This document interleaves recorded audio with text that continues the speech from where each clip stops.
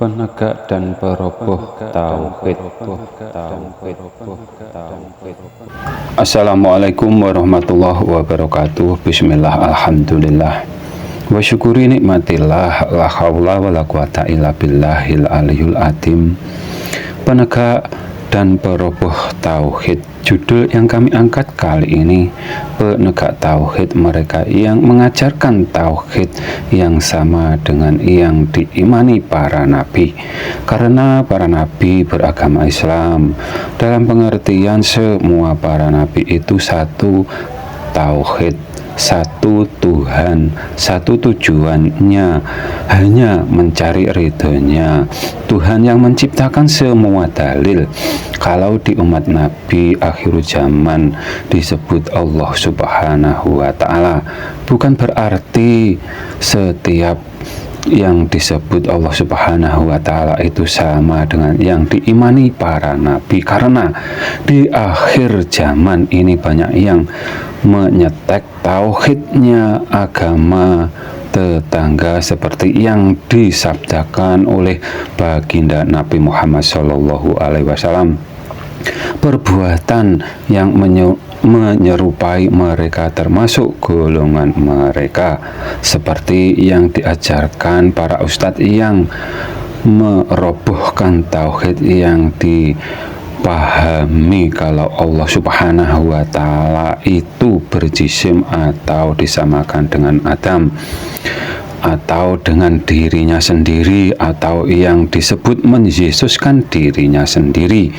Ini dari pengertian bagi yang menyelisihi seruan ayat Al-Quran dalam memahami zatnya Allah Subhanahu wa Ta'ala dan bertauhid bermata sebelah yang hanya iman satu sisi ayat Allah titik-titik di atas titik-titik saja, Tuhannya disamakan dengan Adam yang hanya iman sisi ayat Allah titik-titik dekat titik-titik saja, Tuhannya dianggap menyatu dengan dirinya sendiri atau menyesuskan dirinya sendiri.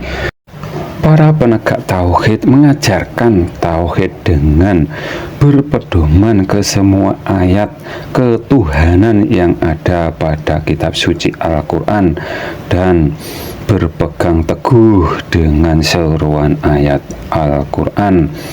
Di akhir zaman ada yang namanya ahli fitnah yang mempunyai mata satu dalam pengertiannya, seperti mereka yang imannya satu sisi ayat dan ingkar sisi ayat yang lain, seperti yang kami jelaskan di atas tadi, yang mengajarkannya mereka para peroboh tauhid dari yang diajarkan para nabi, dan menjadi dosa jariahnya para ustadz tersebut.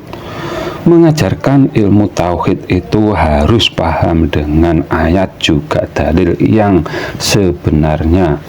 Seperti bumi yang bulat juga wajib diimani bulat. Kalau dipahami bumi datar itu sudah salah kaprah, apalagi di zaman yang serba canggih ini. Kita bisa melihat siaran langsung dari luar negeri dan waktunya tidak sama, dan di kutub utara sana bila matahari condong ke utara, di kutub utara tidak ada malam hari sama sekali, dan itu bisa kita lihat lewat HP. Begitu juga dalil Adam, sifatnya bagaimana wajib diketahuinya agar tidak menyelisihi seruan ayat Al-Quran dan agar tidak bertauhid mujasimah dalam kurung memahami zatnya Allah Subhanahu wa Ta'ala berjisim. Apabila ada kata yang salah kami mohon maaf, semoga bermanfaat dunia akhirat.